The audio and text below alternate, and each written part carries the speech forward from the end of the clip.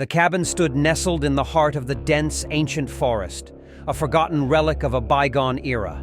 Its time-worn exterior bore the scars of decades of weathering, its once vibrant red paint now faded to a somber gray. The windows, long shattered, were empty eyes that stared out into the abyss of the surrounding woods. It was a place shrouded in mystery and dread, whispered about by the locals in hushed tones. They spoke of the cabin as if it were cursed, a place where the veil between the living and the dead grew thin.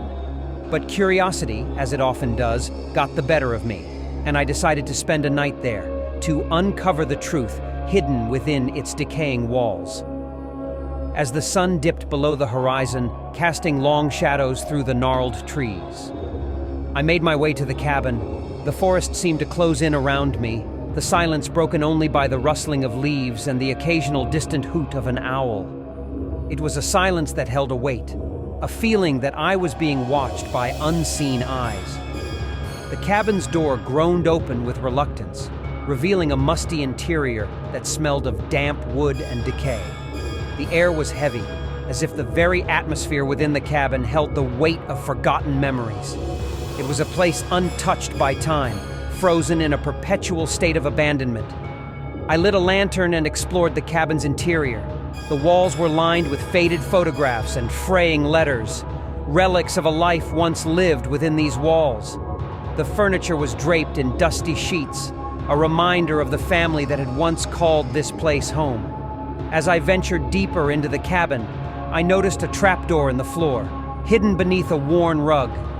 With trembling hands, I pulled back the rug and lifted the trapdoor, revealing a narrow wooden staircase that descended into darkness. My curiosity got the better of me, and I descended into the abyss below.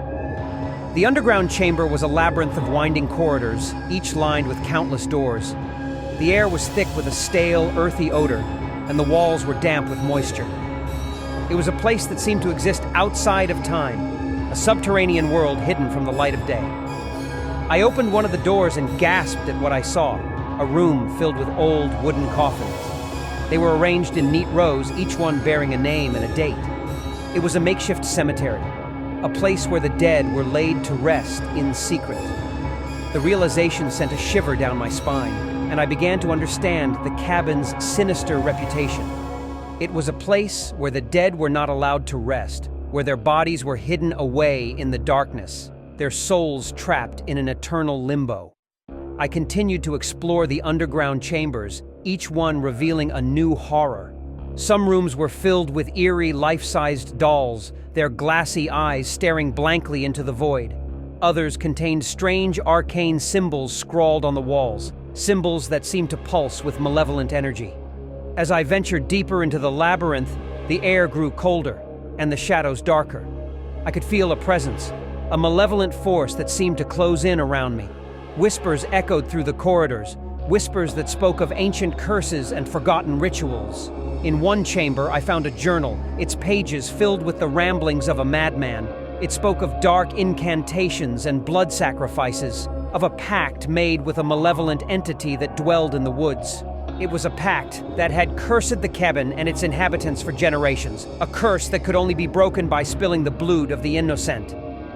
I fled the underground chambers, my heart pounding in my chest, and burst out of the cabin into the cold night air. The forest seemed to close in around me, the trees whispering secrets I could not comprehend. I ran, stumbling through the darkness, until I reached the safety of my car. As I sped away from the cabin, I couldn't help but wonder about the family that had once lived there, the family that had made a pact with darkness. I knew that I had uncovered a truth that was better left buried, a truth that had the power to consume those who dared to seek it. The cabin in the woods was a place of nightmares, a place where the living and the dead converged in a never-ending cycle of torment. It was a place that held secrets so dark and twisted that they could only be whispered about in hushed tones. And as I drove away, I couldn't help but feel that the cabin had not released its grip on me, that its malevolent presence would linger in my nightmares for years to come.